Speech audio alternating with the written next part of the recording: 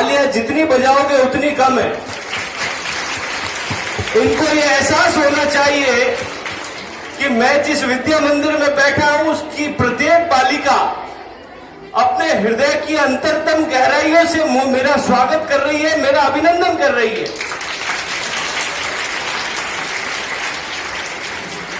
सम्मान्य CBO साहब, उपस्थित मातृशक्ति और प्यारे बच्चों, और विशेष रूप से मेरी चाची जी के रूप में विराजमान श्रीमती बिंदु जी ओझा, बड़ों के सामने खड़े होकर के बोलते हैं तो अपने आप को भी अच्छा लगता है। तो मैं आपको ये कह रहा था कि सब धरती कागज करूं, ये जो पूरी धरती है इसको कागज के रूप में उपयोग करूं। लेखनी सब बन रहा है, ये जितने भी पेड़ पौधे लगे हुए हैं उनकी अगर लेखनी बना लूं और उस कागज पे लिखना शुरू करूं तो कागज कम पड़ जाएंगे, लेकिन गुरु का गुण उसमें लिखा नहीं जा सकता। इसलिए जो गुरु की महिमा है साक्षात ईश्वर के समान है। एक वाक्य मुझे याद आ रहा है कि सिकंदर जो कि विश्व विजय करने के लिए निकला था, उस सिकंदर के गुरु के रूप में अरस्तु थे। दोनों जब जंगल में जा रहे थे, एक बड़ा सा नाला आया जिसमें पानी का बहाव जो है बड़ी तेजी से बह रहा था।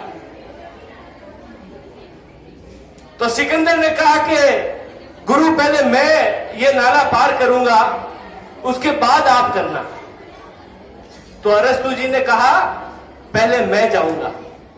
दोनों आपस में बहस करने के लिए लगे।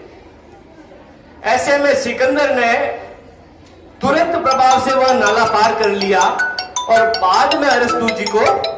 और हमारे संस्कार भी ऐसे होने चाहिए कि जब तक घर पर हो तब तक हमारे सर्वेश्वर हमारे माता पिता है, और घर से जब विद्यालय की ओर हमने प्रवेश किया तो हमारे सर्वेश्वर हमारे गुरु और सिर्फ गुरु है। और गुरु की महिमा जान ली, उस बालक को एक नई ऊंचाइयों पर पहुंचाने के लिए वह गुरु अपनी तन्मयता से लग जाता है। लेकिन आजकल क्या है, सोशल मीडिया का जमाना है। हम धीरे धीरे गुरु की जो महत्ता है, गुरु का जो आदर है, वह धीरे धीरे हम कम करते जा रहे हैं। और शास्त्रों में लिखा गया है कि गुरु गोविंद दऊ खड़े काके लागू पाए, बलियारी गुरु आपने गोविंद दियो बताए। अभी विद्यालय में जब प्रवेश कर रहा था तो विद्यालय के दोनों ओर कुछ लिखा हुआ था जिस पर मेरी नजर पड़ी। एक तरफ लिखा हुआ था कि ज्ञानार्थ प्रवेश, और दूसरी ओर लिखा हुआ था सेवार्थ प्रस्थान। इसका तात्पर्य है कि ज्ञान के लिए आप प्रवेश करें और जब आपका ज्ञानार्जन हो जाए तब आप सेवा के लिए प्रस्थान करें।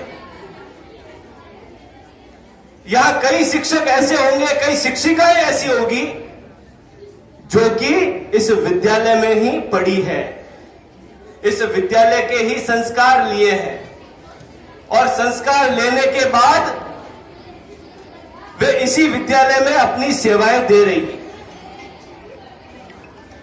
तो मेरा आप सबसे आग्रह है, ये जो जीवन मिला है, बाल्यकाल मिला है, यह जीवन का बहुत ही महत्वपूर्ण समय है।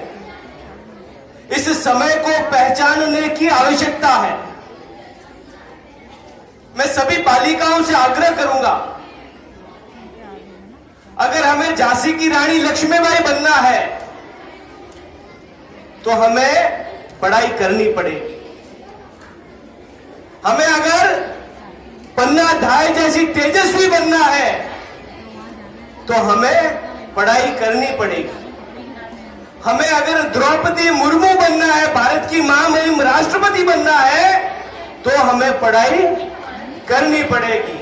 मंत्री बनना है, स्मृति ईरानी बनना है, तो हमें पढ़ाई करनी पड़ेगी। हमें अगर राजस्थान की उप मुख्यमंत्री दिया कुमारी बनना है, तो हमें क्या करनी पड़ेगी?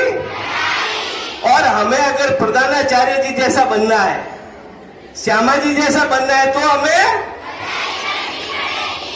आज इस अवसर पर विद्यालय परिवार द्वारा, कहने को तो कई बातें हैं, पर विद्यालय परिवार द्वारा मुझे बुलाया गया और ये मान सम्मान दिया गया।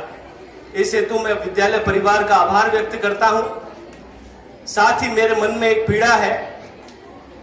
अभी यहां बैठा बैठा जब बातचीत चल रही थी, तो ब्रह्म प्रकाश जी की ओर से जो प्रस्ताव रखा गया, उस कड़ी में इस विद्यालय का जो पट्टा है, उसमें शायद कोई न कोई तकनीकी दिक्कत आ रही है। तो विद्यालय परिवार अगर ठीक समझे, तो इस अवसर पर मैं ये कहना चाहूंगा कि माननीय शिक्षा मंत्री सम्माननीय मदन दिलावर जी, जैसा कि पंकज जी ने कहा है, अगर आपको लगे और मेरी उपयोगिता लगे तो आप मुझे जरूर बताएं। मैं व्यक्तिगत उनसे बात करके ये जो तकलीफ है, ये जो समस्या है, इसका निवारण का प्रयास करूंगा। और आपने मुझे जो बुलाया, इस हेतु मैं आपका बहुत बहुत आभारी हूं। जय हिंद, जय भारत।